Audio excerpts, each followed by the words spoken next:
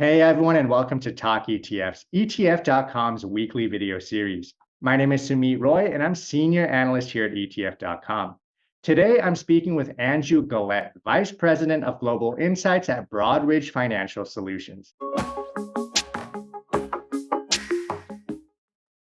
Andrew, great to have you on the show. So, Andrew, I want to start off by asking you about model portfolios. ETF investors are starting to hear more and more about model portfolios, but a lot of people still don't know what they are. So let's start there. What are model portfolios? In their most basic form, model portfolios are pie charts. They're asset allocated pie charts. And so these are pies with underlying ingredients that are upwards of 15 to 20 mutual funds or ETFs or a mix of the two that are managed by a range of asset managers from well-known to lesser known.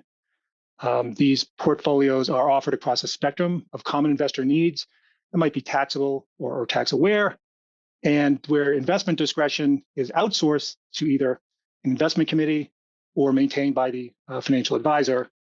And models also have a certain do not touch element to them that helps to remove the emotion from investing, which really helps with a buy and hold strategy.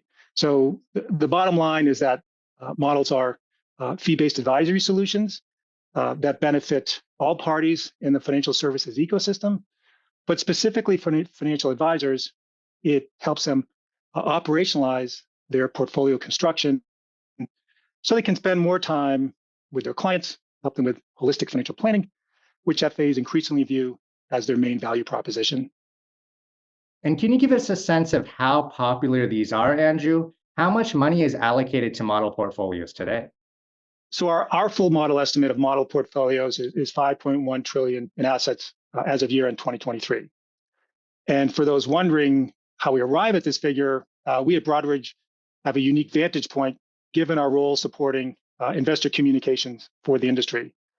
About 5-6 years ago, we saw an opportunity to provide some clarity for our clients. So we built a machine learning algorithm to analyze anonymized investor holdings to identify model portfolios. And it's through this bottom-up methodology that we've gained visibility into 2.7 trillion in models. So 2.7 trillion in models. We believe our data set is just over 50% of the total models marketplace, hence the 5.1 trillion full market estimate. And it's from this unique data set that we're able to learn a lot about models and to share it with the industry, such as the outsized roles that ETFs play inside models, where they now account for 51% of the assets under management versus a lower 33% for the broader industry. And I'll just mention one more bit there that this milestone is relatively recent, with the crossover happening in the third quarter of 2023. And I really view the main factors driving this shift are the ETF's characteristics as low cost and tax efficient building blocks for investor portfolios. Wow, so over $5 trillion. That's quite a bit of money.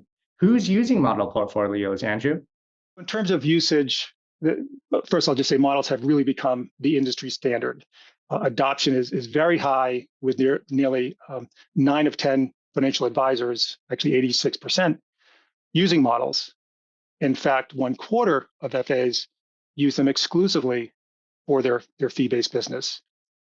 Our research also tells us that usage is highest among RIAs, teams, practices of more than 500 million in assets, and by FAs who are on the younger side, less than 40, and tenure less than 10 years in the industry.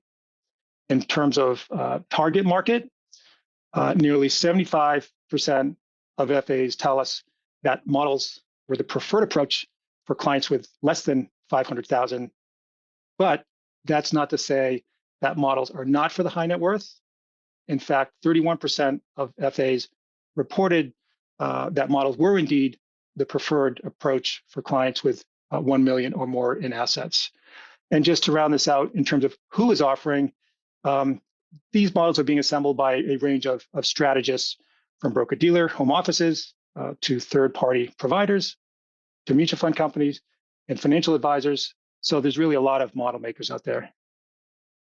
That's great. And how are these model portfolios constructed? You mentioned over 50% are made up of ETFs. Are there mutual funds and individual stocks in model portfolios as well?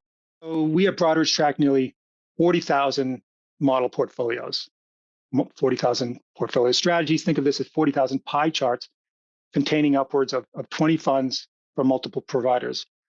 So our Broadridge data is exclusively mutual funds and ETFs, which is the bulk of model assets, but individual stocks can be a part of the mix too. And to evolve with the industry, we are looking to track individual equities, which will also help us size the separately managed accounts business, as well as the direct index marketplace. What kind of model portfolios are available today, Andrew? With such a large number, you can imagine there's one for every investor need. If you want one that's 100% mutual fund, 100% ETF, or a combination, or that might include your favorite asset manager or some sort of tilt to a factor or ESG, you really don't have to look far. This level of choice is one of the main reasons that FA adoption is so high. What we also do is we further classify this large body of models into three types: home office, third party, and advisor led, in order that distribution heads at asset management firms can determine the points of influence, if you will, and align their resources accordingly, which was really a driving reason for us creating this algorithm in the first place. And it's these advisor-led models that I just mentioned that are the largest segment at 50% of assets and offer the most traditional wholesaling opportunities. Andrew, what impact do you see this growth of model portfolios having on the broader asset management industry? For the asset management industry, models have really been a key distribution outlet that have absolutely left an indelible mark on the distribution landscape and given new life to active funds, which overall have been in decline. Models have also amplified the demand for ETFs, as we've just talked about, and perhaps fueled the broader ETF industry. But models have also created challenges of disintermediation by introducing another layer in the sales process. And asset managers, they're trying to figure out how to crack the code, if you will. How much control can they exert on the process, and what's the best way to participate? Asset managers are, for some, they'll be exclusively trying to get their fund listed in other people's models, while others, usually the larger ones, might entail creating a proprietary models lineup. And just for the wealth management lens, if you will, the biggest impact that we've talked about here is that models allow FAs to operationalize their portfolios construction and shift their value prop from investment management to greater client engagement. And for many, this will enable them to turn their practices into businesses. How do you see this space evolving over time, Andrew? What kind of things should we be on the lookout for? So I think the headline here would be more. So expect FAs to demand more types of products, whether it be active ETFs. There's not a lot of them in there right now, but there will be. Semi-liquid alts. Expect more model choices, even though there's a ton of them out there and it's getting saturated. People always want more choice. Expect more partnerships between active and passive managers, more poaching of industry talent, more tech solutions, more movement upward in terms of client size. And I'd also say more blurring with SMAs and direct indexing. So all in, we project this market to grow faster than non-models and to grow from its current 5.1 trillion to 11.3 trillion in 5 years, so the end of 2028, with a CAGR of about 16%. So I just sum it up by saying models are absolutely here to stay. There's a lot at stake, and there will be no shortage of topics to talk about in the future. Fantastic. Well, we're going to have to leave it there, Andrew. I really appreciate you taking the time to share your insights with us. Thank you very much. My pleasure.